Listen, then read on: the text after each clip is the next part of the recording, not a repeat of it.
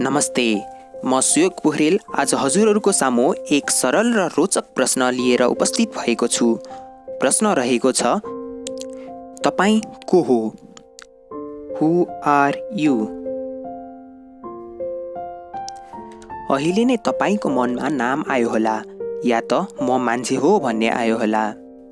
तर म फेरि सोध्न चाहन्छु, के त्यो नाम तपाईँले राख्नु भएको हो? यदि होइन भने के त्यो साँच्चीकै तपाईँ हो? भाग 1, नाम। एउटा पहिलो भ्रम।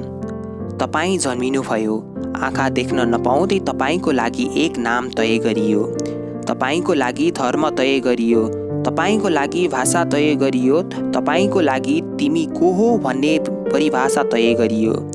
तर यी सबै तपाईँको निर्णय थिएन। त्यो नाम त तपाईँको शरीरमा टाँसिएको लेबल मात्र हो। जसरी कुनै जुत्तामा ब्रान्ड टाँसिन्छ, त्यसरी तपाईँको नाम टाँसिन्छ।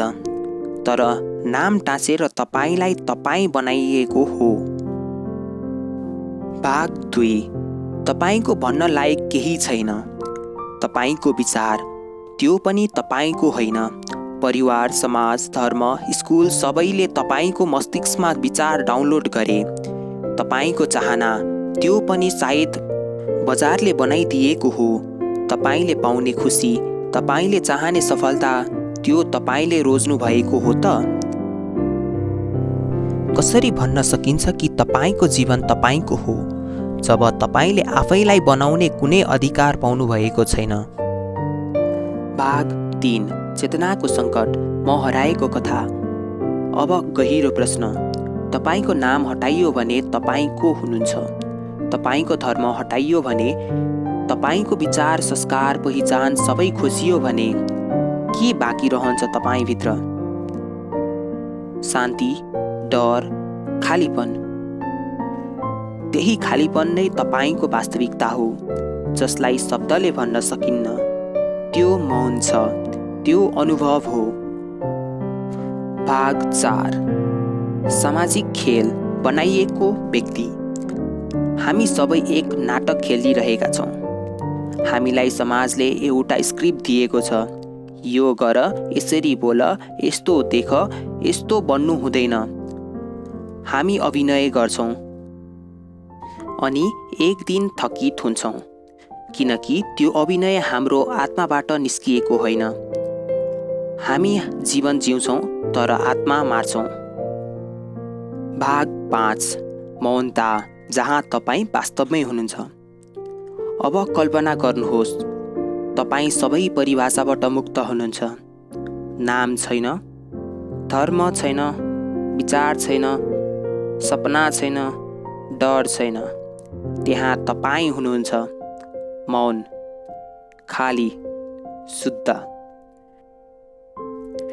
त्यो मौनता तपाईँले शब्दमा भन्न सक्नुहुन्न, तर त्यही मौनता तपाईँको वास्तविकता हो। त्यही मौनता नै तपाईँको आत्मा हो। त्यही आत्मा नै म हो।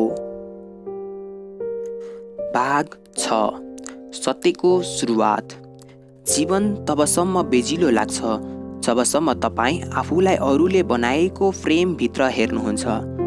जब तपाईँ त्यो फ्रेम भत्काउनुहुन्छ, नाम, धर्म, समाज, कर्तव्य, डर सबै हटाउनुहुन्छ, त्यसपछि मात्र देख्नुहुन्छ, म त्यस्तो छैन जस्तो म देखिन्छु। म त्यस्तो मौन चेतना हुँ जसले सब देखिरहेको छ तर बाँधिएको छ। त्यही हो स्वतन्त्रता।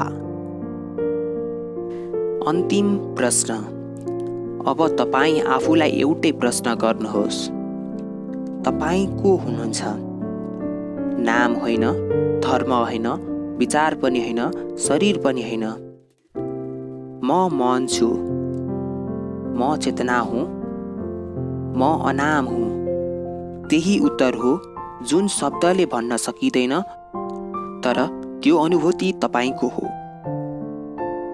यस भिडियोलाई लाइक गरी आफ्ना साथी, प्रियजन, आफन्तहरूलाई सेयर गरी उनीहरूलाई पनि आफूले आफूलाई चिन्ने मौका दिनुहोला भन्दै म बिदा चाहन्छु। धन्यवाद।